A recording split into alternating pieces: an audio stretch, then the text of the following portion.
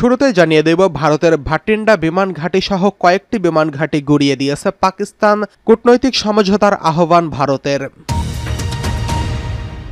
জানিয়ে দেব ৩৬টি স্থানে পাকিস্তানের ৪ শতাধিক ড্রোন হামলা স্বীকার করল ভারত।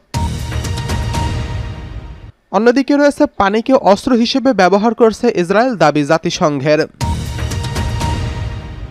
এরপরে জানিয়ে দিব যুদ্ধবিরতি সত্ত্বেও ২২০ বার হামলা চালিয়েছে রাশিয়া, অভিযোগ ইউক্রেনের।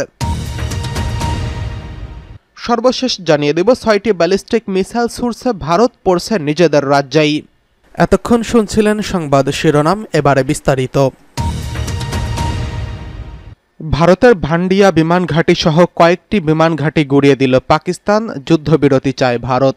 ভারতের ভান্ডিয়া বিমান ঘাঁটি হামলা চালিয়ে সেটি ধ্বংস করেছে পাকিস্তান। আজ সকালে জিও টিভি নিউজ এই তথ্য নিশ্চিত করেছেন। সংবাদ মাধ্যমটি পাকিস্তানের সামরিক সূত্রের বরাতে এই খবর প্রকাশ করছেন। জিও টিভি জানিয়েছে ভারতের বিরুদ্ধে পাকিস্তান অপারেশন পরিচালনা করছেন। অভিযানে ফাতাহ মিসাইল সহ ভারী সব অস্ত্র ব্যবহৃত হচ্ছে। ভোরের দিকেই পাঠানকোট, উধমপুর এবং ব্রাহ্মস এলাকায় ক্ষেপণাস্ত্র সংরক্ষণাগারে সফলভাবে আক্রমণ চালানো হয়েছে। সময়ের সঙ্গে সঙ্গে অভিযানের তীব্রতাও বাড়ছে। এই সময় ভান্ডিয়া বিমান ঘাঁটি ধ্বংস করার ঘটনা ছিল বিশেষভাবে উল্লেখযোগ্য। পাঞ্জাবের ভান্ডিয়া শহর ও মালওয়া অঞ্চলে গুরুত্বপূর্ণ সামরিক স্থাপনা হল ভান্ডিয়া বিমান ঘাঁটি। ভারতীয় বিমান ঘাঁটির তত্ত্বাবধানে থাকা এই বিমানবন্দরের কাছেই স্থাপিত হয়েছে ভান্ডিয়া বিমানবন্দর, যা একটি অভ্যন্তরীণ বিমানবন্দর হিসেবে পরিচিত। ভিসিয়ানা শহর থেকে প্রায় ১৬ কিলোমিটার উত্তর পশ্চিমে অবস্থিত বিমানবন্দরটি ভিসিয়ানা বিমান বাহিনী স্টেশনের সিভিল এনক্লেভ হিসেবে পরিচিত। ভারতের বিমানবন্দর কর্তৃপক্ষ এখনও সীমিত সংখ্যক বাণিজ্যিক ফ্লাইট পরিচালনা করে। পাকিস্তানের সামরিক বাহিনী জানিয়েছে ভারতের বিরুদ্ধে বেশ কয়েকটি ক্ষেপণাস্ত্র ব্যবহার করা হয়েছে, যার মধ্যে ফাতাহ ১ মাঝারি পাল্লার ক্ষেপণাস্ত্রও রয়েছে। এই অস্ত্রগুলো বিশেষভাবে সামরিক স্থাপনাগুলোকে লক্ষ্যবস্তু করে ছোড়া হয়েছে। পাকিস্তান জানিয়েছে বেসামরিক স্থাপনাগুলোকে লক্ষ্যবস্তু করে রাখা হয়নি। পাকিস্তানের সেনাবাহিনী দাবি করছে মঙ্গলবার ৬ মে মধ্যরাতে ভারতের হামলায় পাকিস্তানের বেসামরিক নাগরিকদের মৃত্যু হয়েছিল। পরিস্থিতি শান্ত রাখার চেষ্টা সত্ত্বেও ভারতের ক্রমাগত আক্রমণ তাদের প্রতিশোধমূলক পদক্ষেপ নিতে বাধ্য করছে। এদিকে ৩৬টি স্থানে পাকিস্তানের ৪ শতাধিক ড্রোন হামলা ব্যর্থতার দায় স্বীকার করল ভারত। ৮ ও ৯ মে মাঝরাতে ৩৬টি স্থানে প্রায় ৩ থেকে ৪ শতাধিক ড্রোন ব্যবহার করে লাইন অফ কন্ট্রোল ডিঙিয়ে ভারতীয় আকাশসীমা লঙ্ঘন করছে পাকিস্তান। শুক্রবার এমন অভিযোগ করছে ভারত। এক প্রতিবেদনে এই খবর দিয়েছে দ্য ওয়ার। প্রতিবেদনে বলা হয়েছে এসব ড্রোনের মাধ্যমে সামরিক স্থাপনাগুলোকে লক্ষ্যবস্তুতে পরিণত করা হয়েছে এবং বেসামরিক বিমানকে ঢাল হিসেবে ব্যবহারের অভিযোগ আনা হয়েছে।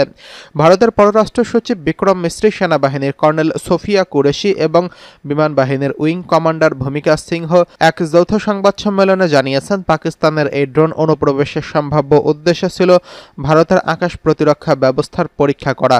ভারতের হাতে ধরা পড়া ড্রোনগুলোর ধ্বংসাবশেষ প্রাথমিকভাবে পরীক্ষা করে দেখা গেছে সেগুলো তুরস্কের আশিস গার্ড সাঙ্গার ড্রোন। এর আগে বৃহস্পতিবার রাতে ভারতের অপারেশন সিঁদুর চালিয়ে পাকিস্তান ও পাকিস্তানের অধিকৃত কাশ্মীরের ৯টি লক্ষ্যবস্তুতে সামরিক হামলা চালায় ভারত। উইং কমান্ডার ভূমিকা সিংহ বলেন, সামরিক স্থাপনার উপর হামলার উদ্দেশ্য ৮ ও ৯ মে মাঝরাতে ভারতের পশ্চিম সীমান্ত জুড়ে আকাশসীমা লঙ্ঘন করে পাকিস্তানের সামরিক বাহিনী। এলওসি এবং আন্তর্জাতিক সীমান্ত বরাবর লেহ থেকে শির ক্রিক পর্যন্ত ৩৬টি স্থানে ৩ থেকে ৪ শতাধিক ড্রোন পাঠানো হয়। ভারতীয় সেনাবাহিনী কাইনেটিক এবং নন কাইনেটিক পদ্ধতিতে এই ড্রোনগুলো নামিয়ে দেয়। ধারণা করা হচ্ছে এসব অনুপ্রবেশ আকাশ প্রতিরক্ষার ব্যবস্থা পরীক্ষা এবং গোয়েন্দা তথ্য সরবরাহের উদ্দেশ্যে করা হয়েছিল। এদিকে পানিকে অস্ত্র হিসেবে ব্যবহার করছে ইসরায়েল, দাবি জাতিসংঘের। ফিলিস্তিনের গাজা উপত্যকায় বিশুদ্ধ পানির স্থাপনাগুলোকে ধ্বংস করছে দখলদার ইসরায়েল। তাদের এমন করার মূল উদ্দেশ্য যেন ফিলিস্তিনিরা বিশুদ্ধ পানি না পায়। এর ফলে গাজায় ক্রমবর্ধমানভাবে মানবিক বিপর্যয় আরও গভীর হচ্ছে। ইসরায়েলের এমন কর্মকাণ্ড নিয়ে সতর্ক বার্তা দিচ্ছে জাতিসংঘের এক বিশেষজ্ঞ। তিনি বলেছেন, ইসরায়েল এমন কর্মকাণ্ড পরিস্থিতিকে আরও বিপর্যয়ের দিকে ঠেলে দিচ্ছে। পানি নীরবে প্রাণঘাতী বোমা হিসেবে কাজ করছে। তুরস্কের সংবাদ সংস্থাটিকে দেওয়া এক সাক্ষাৎকারে জাতিসংঘের human rights to safe drinking water and স্যানিটেশনের বিশেষ প্রতিবেদক পেদ্রো অ্যারোজো আগুদু বলেন, বিশুদ্ধ পানি বন্ধ করা তাদের উপর ভয়াবহ নীরব বোমা ফেলার সমতুল্য। এটি নীরবে নিভৃতে কাজ করে। যুদ্ধবিধ্বস্ত গাজায় আটকে পড়া ২১ লাখ ফিলিস্তিনি রয়েছেন, তারা সবাই বিশুদ্ধ পানির সংকটে রয়েছেন। পেদ্রো বলেন, গাজায় ৭০% পানির স্থাপনা ধ্বংস করেছে ইসরায়েলি বাহিনী, এর ফলে পানি পাচ্ছে না ফিলিস্তিনিরা। তারা যে পানি পাচ্ছে তার বেশিরভাগই দূষিত। ২০২৩ সালের অক্টোবর থেকে গাজায় পানি, খাবার, বিদ্যুৎ সহ অন্যান্য নিত্য প্রয়োজনীয় জিনিসপত্র ঢুকতে বাধা দিচ্ছে ইসরায়েল। বিদ্যুতের অভাবে কূপ ও ভূগর্ভস্থ থেকে পানি তুলতে পারছে না ফিলিস্তিনিরা। এমন পরিস্থিতি অব্যাহত থাকলে গাজায় মানবিক বিপর্যয় আরও খারাপ অবস্থায় যাবে বলে সতর্ক করেছেন পেদ্রো সানচেজ। তিনি বলেছেন, ইসরায়েল ইচ্ছে করেই পানির স্থাপনাগুলো ধ্বংস করছে। তারা পানিকে যুদ্ধাস্ত্র হিসেবে ব্যবহার করছে। তারা এমনটি সামরিক বাহিনীর জন্য করছে না, করছে সাধারণ জনগণের বিরুদ্ধে। এমন অবস্থায় শুধু গাজাতে নয়, গোটা ফিলিস্তিন জুড়ে করছে ইসরায়েল। পানিকে যুদ্ধ ও দখলদারিত্বের কৌশল হিসেবে ব্যবহার করছে তারা। পেদ্রোর তথ্য মতে, গাজার পানি স্থাপনায় ইসরায়েলি হামলার জেরে উপত্যকাটির প্রতিজন মানুষ দিনে পাচ্ছে মাত্র ৫ লিটার করে পানি, কিন্তু একজন মানুষের দৈনন্দিন কাজে দরকার ১০০ লিটার পানি। পেদ্রো বলেন, গাজায় বাসিন্দাদের যতটুকু পানি দেওয়া হচ্ছে তার অধিকাংশই পানির অযোগ্য। তিনি আরও বলেন, সরবরাহ করা বেশিরভাগ পানি লবণাক্ত। বিশুদ্ধ পানির অভাবে সেখানে রোগীর সংখ্যা বাড়ছে এবং এসব রোগীদের বেশিরভাগই শিশু। এদিকে যুদ্ধবিরতি সত্ত্বেও ২২০ বার হামলা চালিয়েছে রাশিয়া, অভিযোগ ইউক্রেনের। রাশিয়ার প্রস্তাবিত সাময়িক যুদ্ধবিরতি তারাই ভঙ্গ করছে বলে অভিযোগ করছে ইউক্রেন। দেশটির জাপোরিঝিয়া অঞ্চলের গভর্নর শুক্রবার দাবি করেছেন, একটি ফ্রন্টলাইনের নিকটবর্তী বসতিতে ২ শতাধিক হামলা চালিয়েছে রাশিয়া। ব্রিটিশ বার্তা সংস্থা রয়টার্স এই খবর জানিয়েছেন। সামাজিক যোগাযোগ মাধ্যম টেলিগ্রামে তিনি দাবি করেছেন, বিগত ২৪ ঘন্টায় ১৫০ ড্রোন এবং ৭০টি গোলা হামলা চালিয়েছে রাশিয়া। সব মিলিয়ে এখন পর্যন্ত ২২০ বার হামলা করেছে ক্রেমলিন। বৃহস্পতিবার থেকে ইউক্রেন ও রাশিয়ার মধ্যে ৩ দিনের যুদ্ধবিরতি কার্যকর হয়। দ্বিতীয় বিশ্বযুদ্ধের তৎকালীন সোভিয়েত ইউনিয়নের বিজয় দিবস উপলক্ষে ৯ই মে দিনটি উদযাপন করে থাকে মস্কো। এই দিনটি মাথায় রেখে মাসখানেক আগেই রুশ প্রেসিডেন্ট ভ্লাদিমির পুতিন ৩ দিনের যুদ্ধবিরতির প্রস্তাব করেছিলেন। ক্রেমলিন থেকে প্রকাশিত এক বিবৃতিতে বলা হয়েছে, ৮ই মে থেকে ১১ই মে মধ্যরাত পর্যন্ত মানবিক কারণে ইউক্রেন সব রকম সামরিক কার্যক্রম বন্ধ রাখবে রাশিয়া। যথাসময়ে যুদ্ধবিরতি কার্যকর হচ্ছে বলে দাবি করছে রুশ বার্তা সংস্থা তাস। তবে ইউক্রেনীয় সংবাদ মাধ্যমের অভিযোগ, নিজেদের বন্দোবস্ত লঙ্ঘন করে হামলা অব্যাহত রেখেছে রাশিয়া।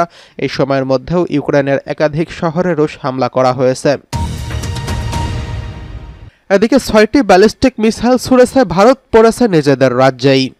পাকিস্তানের ডিজিএফআই এর মহাপরিচালক লেফটেন্যান্ট জেনারেল আহমেদ শরীফ চৌধুরী দাবি করেছেন, শুক্রবার মধ্যরাতে ৬টি ব্যালিস্টিক মিসাইল ছুড়ছে ভারত, যেগুলো তাদের নিজস্ব রাজ্য পাঞ্জাবেই পড়েছে। তার দাবি, ভারত ইচ্ছাকৃতভাবে পাঞ্জাবের সংখ্যালঘু শিখ সম্প্রদায়ের উপর মিসাইলগুলো ছুড়ছে। মধ্যরাতে তার এমন অদ্ভুত অভিযোগের পর ভারত কোনো প্রতিক্রিয়া জানায়নি।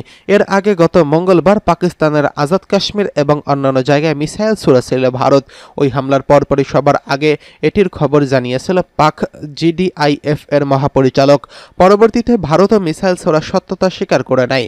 লেফটেন্যান্ট জেনারেল আহমেদ শরীফ চৌধুরী জানিয়েছেন, ভারত পাঞ্জাবের ঝালান্দার বিভাগের আদমপুর থেকে ব্যালিস্টিক মিসাইলগুলো ছোড়ে, যার মধ্যে একটি আদমপুরে আঘাত হানে আর বাকি ৫টি তারা ফেলে পাঞ্জাবের অমৃতসরে। তার অভিযোগ, নিজ দেশে শিখ সম্প্রদায়ের মানুষকে লক্ষ্য করে এই মিসাইলগুলো ছুড়ছে ভারতীয় বাহিনী। তিনি বলেন, ভারত তাদের পরিকল্পনার মাধ্যমে পাঞ্জাবের শিখ সম্প্রদায়ের মানুষের উপর হামলা চালাচ্ছে। আমাদের সব সহমর্মিতা শিখ ও সংখ্যালঘুদের প্রতি রয়েছে, যারা ভারতের নিজস্ব অভ্যন্তরীণ ষড়যন্ত্রের শিকার।